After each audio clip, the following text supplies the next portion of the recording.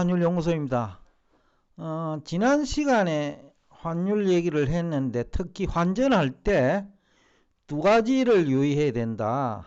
즉 향후 환율 진행 방향이 어떨 것이냐, 그리고 환전 수수료를 얘기했는데 오늘은 그 환율 진행 방향과 관련된 얘기인데, 최근 환율이 달러당 1380원을 돌파를 했죠.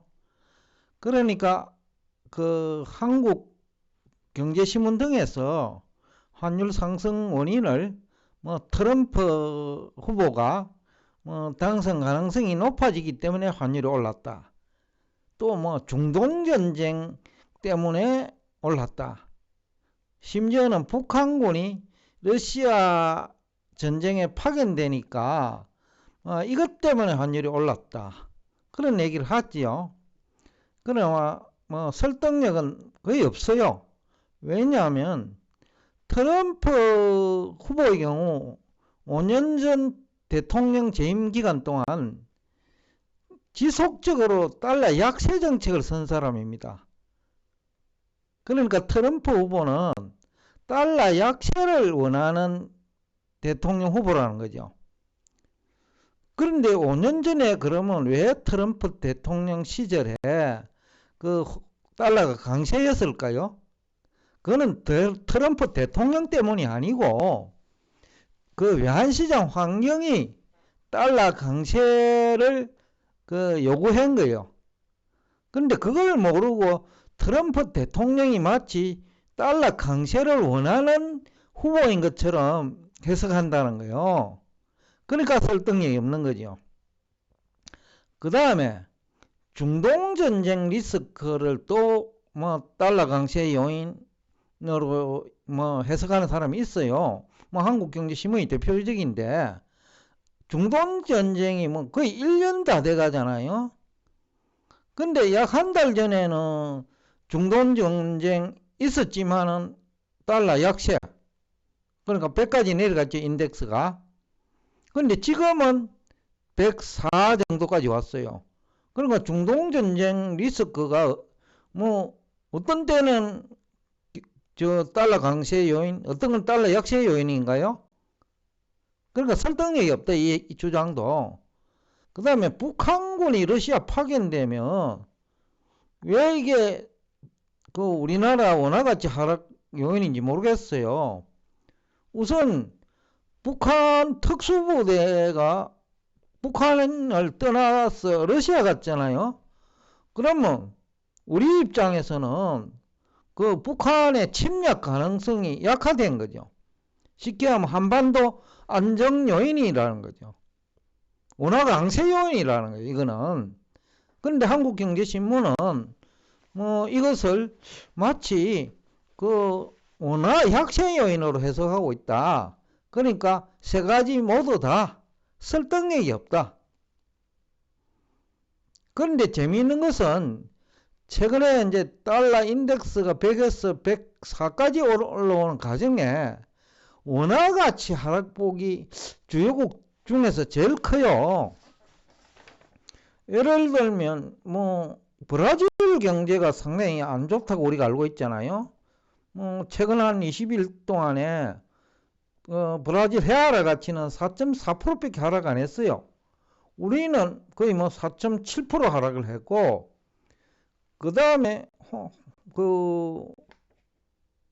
파운드는 2.4%, 호주는 3.0% 하락했어요.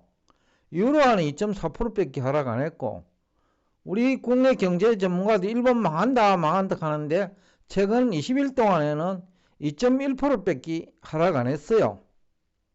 루블하는 전쟁 중인데도 불구하고 러시아가 2.3% 하락했으니까 우리나라는 전쟁을 하고 있는 국가보다도 환율이 더 올랐으니까 2배 정도 더 올랐네요. 여하튼 지금 환율 상승 요인은 기본적으로는 달러 강세가 자리 잡고 있고요. 그런데 그것이 트럼프 대통령 때문은 아니다. 대통령 후보 때문은 아니다. 5년 전에 트럼프 대통령은 달러 약세 정책을 썼는데 외환시장 환경이 달러 강세를 초래했다는 거예요. 그러면 트럼프가 대통령이 되더라도 또 약세 정책을 쓸 수 있지만은 다른 요인을 봐야 돼요. 그러니까 외환시장 환경을 보면 5년 전에는 뭐 러시아 전쟁도 없었잖아요.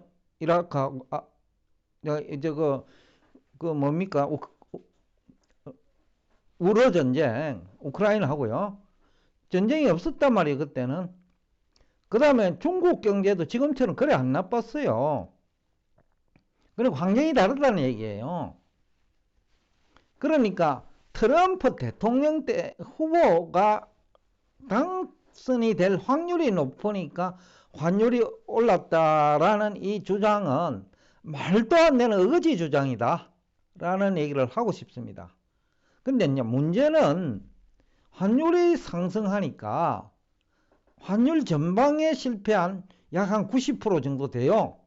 왜냐하면 미국이 기준금리 인하할 무렵에 약 한 달 전이죠. 모두 다가 달러 약세를 얘기했거든요. 우리는 원 달러 환율도 뭐 1250원 얘기하는 사람도 있었고 1280원까지 얘기하는 사람도 있었다는 거죠. 그래서 1310원 정도 가니까 달러를 매도한 사람도 있어요. 왜냐? 1250원 가면 환차손 생기니까. 또 1280원 가도 환차손 생기니까. 수출업체 입장에서는 크거든요. 한 2%, 4%가. 그러니까 1310원에서 팔아버린 거예요. 그런데 수입을 하려고 보니 수출업체도 원자재 수입을 해야 되니까 언제 달러가 없는 거예요. 그런데 처음에는 내릴 줄 알았는데 안 내리고 1370원, 80원까지 왔어요. 어쩔 수 없이 사야 되죠. 뒤늦게라도. 왜냐면 원자재를 또 수입을 해야 회사는 돌아가니까. 수입업체도 마찬가지죠.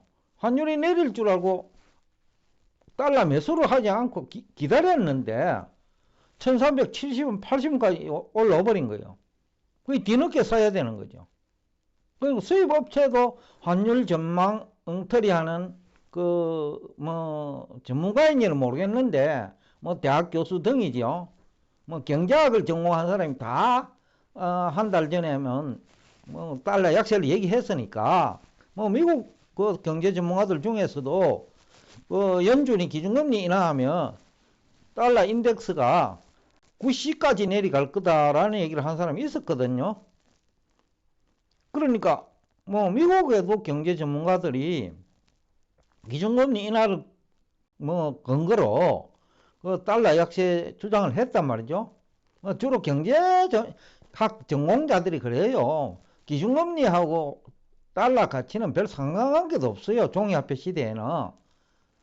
근데 엉터리에 이제 경제학자인데 경제학 교과서 암기했다는 표현을 제가 자꾸 쓰는데 어떤 환율 전망 실패가 수출업체, 수입업체, 심지어는 외환시장 참여자 또 아니면 달러 표시 자산시장 참여자들의 한테 모두 피해가 발생했어요.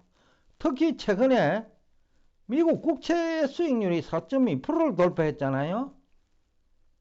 그러면 매력적이잖아요. 국채 투자에 3.6%에서 기준금리 인하 바로 전날이 한 3.6% 됐을 거예요. 근데 4.2%니까 0.6% 올랐잖아요. 그러면 10년물이면 6% 가까이 올라온 거예요. 그럼 매력적이죠. 지금 한 달 만에 올랐으니까 한 3개월 만에 원위치 된다 하더라도 6% 정도 이익이죠. 3개월에 6%이면 금융회사들 수익률 산출 방법은 연율이거든요. 연율로 하면 4를 곱해야 되죠. 3개월 만에 4%, 5%니까 6%네요. 6%니까 4를 곱하면 연율로는 24%예요. 그러니까 상당히 매력적인데 문제는 원달러 환율이 이제는 1380원이 돼버렸단 말이죠. 그러면 어떤 문제가 생기지요? 채권 투자에서는 이익이 생길 수 있는데 환율 전망에 실패했기 때문에 환차손이 발생할 우려가 있는 거죠. 다시 달러당 1300으로 내려가 버리면 결국 환차손 생기거든요. 그러니까 결국은 채권 투자에서 한 6% 이익이 나도 환차손이 한 5% 생기니까 달러당 1380원에서 투자를 할 때 그래요. 그러면 1%밖에 남는 게 없어요. 그럼 국내에 투자하는 게 낫지요. 그러니까 굳이 외국에 투자할 이유가 없다는 거죠, 미국에. 근데 이제 포유 환율 연구소의 예상대로 만약에 그 달러 인덱스 100에 갈 때 환전을 했더라면 지금 1380원이니까 한 70원 환차익 생겼잖아요. 5% 이익이야. 근데 또 채권도 매력적이니까 지금은 이제 달러로 가지고 있으니까 국제 투자하면 또 이거 한 3개월 안에 5% 기대할 수 있거든요. 5, 6%. 그러면 불과 한 3개월, 4개월 만에 10%예요. 연율로 따지 부르면 30%라. 그 골드만삭스는 내년에 주식 투자 수익률이 평균 3% 정도를 보고 있거든요. 그게 얼마나 설득력이 있는지는 모르지만은 그래도 투자은행 전문가들이 한 얘기니까 뭐 어느 정도 가깝다고 보면 뭐 채권 투자나 환차익이 훨씬 크죠. 왜냐면 주식 투자해봐야 1년에 3% 정도밖에 얻을 게 없다는 거예요. 골드만삭스의 얘기가. 물론 어느 정도 설득력이 있다고 보여요. 포유 환율 연구소도. 그러니까 결국은 이제 환율 전망 능력이 이제는 수익률을 현저하게 악화시킬 수도 있고 또 경우에 따라서는 마이너스 수익률도 나올 수 있다. 환율 전망에 실패하면. 그래서 오늘 뭐 하고자 하는 얘기를 뭐 정리하면 환율 전망은 대단히 중요한데 최소한 그 원인이라도 알아야 된다. 그러니까 한 달 전에는 기준금리 인하를 근거로 해가지고 시장금리도 아닙니다. 기준금리 인하를 근거로 해가지고 달러 약세를 주장했단 말이죠. 근데 시장금리가 기준금리 인하한 다음날부터 쭉 올라버렸으니까 그러니까 결국 시장금리를 가지고 이런 얘기를 했다면 그 근거가 설득력이 있는데 기준금리를 가지고 얘기하니까 근거조차 설득력이 없다. 그런 얘기하는 뭐 경제신문이나 유튜브에서 뭐 활동하는 경제학자, 또 경제전문가, 또 경제학을 전공한 사람, 그런 사람 얘기 듣고 그 환전 수수료만 그 1원 준다, 달러당.